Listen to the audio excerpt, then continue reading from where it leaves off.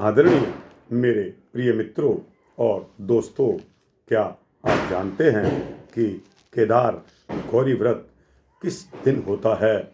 दोस्तों, मैं आपको बताता हूँ। दोस्तों, कार्तिक मास की अमावस्या को केदार गौरी व्रत मनाया जाता है। इस व्रत में केदार, शिव और गौरी के पूजन का विधान है। इस दिन शिव, गौरी, गणेश के पूजन में गणेश के लिए दूर्वा, शिव जी के लिए जल, पंचामृत, रौली, चंदन, अक्षत, तिल, जौ, फूल, बेलपत्र, जनेऊ, वस्त्र, भांग, आग धतूरा, कमलगट्टा, पंचमेवा, मिष्ठान, पान सुपारी, लौंग, इलायची, धूप, दीप, कपूर, आरती और गौरी के लिए एक पीढ़े पर सफ़ेद व लाल वस्त्र बिछाकर सफ़ेद पर नवग्रह के लिए 9 जगह चावल रखें। लाल पर षोडश मातृका के लिए 16 जगह चावल रखते हैं। उसके समीप ही चावल रखकर एक जल कलश स्थापन करें, जिसमें पंचरत्न, पैसा, सुपारी व जरा सी बालू या मिट्टी डालकर पंचपल्लव रखते हैं। उस पर सकोरे में चावल भरकर लाल वस्त्र में लपेटकर नारियल रखकर पास ही आटे का चौमुख दीप जलाकर पहले केदार गौरी का पूजन का संकल्प लेकर हाथ में पुष्प लेकर गणेश जी, महादेव जी, पार्वती जी, षोडश मातृका, नवग्रह देवता व कलश के वरुण और सातों समुद्र का आवाहन करते हैं। अर्घ्य पाद्य देकर उपरोक्त वस्तुओं से सबकी पूजा करते हैं। गणेश जी को दूर्वा और पार्वती जी को भांग धतूरा नहीं, बल्कि 16 फूल, मेहंदी, काजल, हल्दी, सिंदूर, चूड़ी, नथ, सुहाग पिटारी, वस्त्र, दक्षिणा आदि चढ़ाए जाते हैं। ऐसे ही कलश व षोडश मातृका और नवग्रह पर बेलपत्र न चढ़ाएं।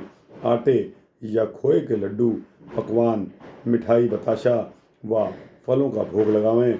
पार्वती जी व षोडश मातृका के लिए 16 लड्डू, नवग्रह के लिए 9 लड्डू का भोग लगता है।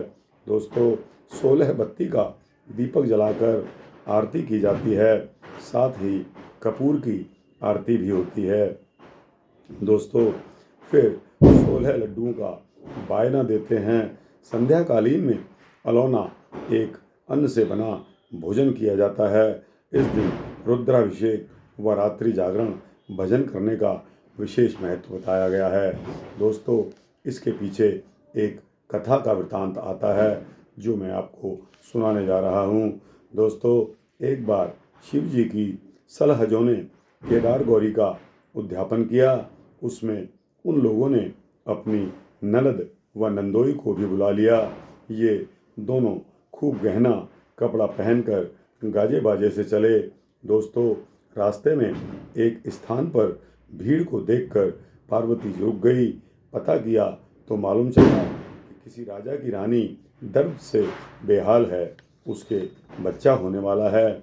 वह डर गई, महादेव जी से अपनी कोख बंधवाना चाहा, जिन्होंने बहुत मना किया पर वे नहीं मानी। किसी तरह आगे बढ़ी। आगे एक जगह एक घोड़ी भी कष्ट में दिखाई दे रही थी। गौरा वहीं बैठ गई और कहा कि बालक होने में बड़ा कष्ट है, तुम मेरी कोख बांध ही दो। शिव जी के बहुत समझाने पर भी वे नहीं समझी।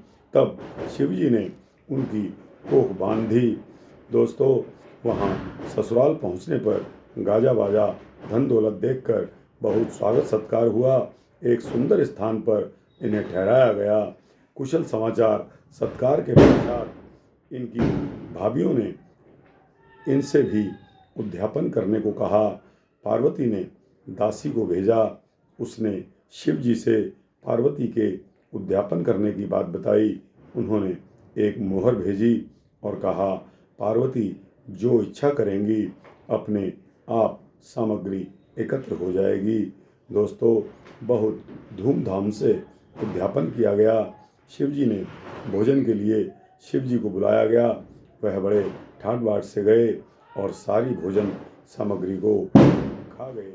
फिर पार्वती भोजन करने बैठी तो वहाँ कुछ था ही नहीं, केवल जरा सा साग था। वही खाकर पानी पीकर वापस घर को चल पड़ी। रास्ते में धूप के कारण एक पेड़ के नीचे रुक गए ये लोग। शिव जी ने पार्वती जी से पूछा कि तुमने वहाँ क्या खाया? तो वे बोली, जो तुमने खाया वही मैंने खाया। शिव जी ने ढक्कन उतार कर देखा तो वहाँ साग की लुगदी और पानी पड़ा था। वैसे ही ढक्कन ढक दिया और कहा, मैं जान गया तुमने जो खाया। पार्वती जी हंस पड़ी। कोई औरत अपने मायके की खिल्ली नहीं उड़वाना चाहती। आगे चले तो घोड़ी का बालक उसी के आगे खेल रहा था। महादेव जी से पूछा तो उन्होंने बताया कि वही घोड़ी और उसी का बच्चा है। अब कष्ट खत्म हो गया है। अब फिर पार्वती ने कोख खोलने की जिद की। शिव जी ने कहा, अब नहीं हो सकता। आगे राजा की कोठी के दरवाजे पर भी बाजे बज रहे थे। पार्वती जी ने फिर कोख खोलने के लिए कहा, पर अब कुछ नहीं हो सकता था। फिर दोनों लोग खुशी खुशी कैलाश पर्वत पहुंच गए। देवता अनादि होते हैं, इसलिए पार्वती जी के केदार गौरी पूजन को कोई अचंभा न माने। दोस्तों, यह कार्तिक अमावस्या के दिन का ही व्रत है, जिसको हम केदार गौरी व्रत के नाम से करते हैं। और दोस्तों, जैसा मैंने आपको बता दिया कि इसमें केदार, शिव और गौरी का पूजन किया जाता है। तो दोस्तों, यह वृत्तांत यहाँ समाप्त होता है। आपको कैसा लगा? अच्छा लगा हो तो इसको लाइक और शेयर करते हुए अपने जैसे दोस्तों, भक्तों, जिज्ञासुओं को अवश्य भेजना। और दोस्तों, इस चैनल को सब्सक्राइब कर देंगे तो आपको इसी तरह के भक्ति वृत्तांत समय से मिलते रहेंगे, ऐसा मेरा संकल्प है। जय श्री हर हर महादेव। जय श्री सीता रामचंद्र भगवान की जय। जय श्री राधे श्याम।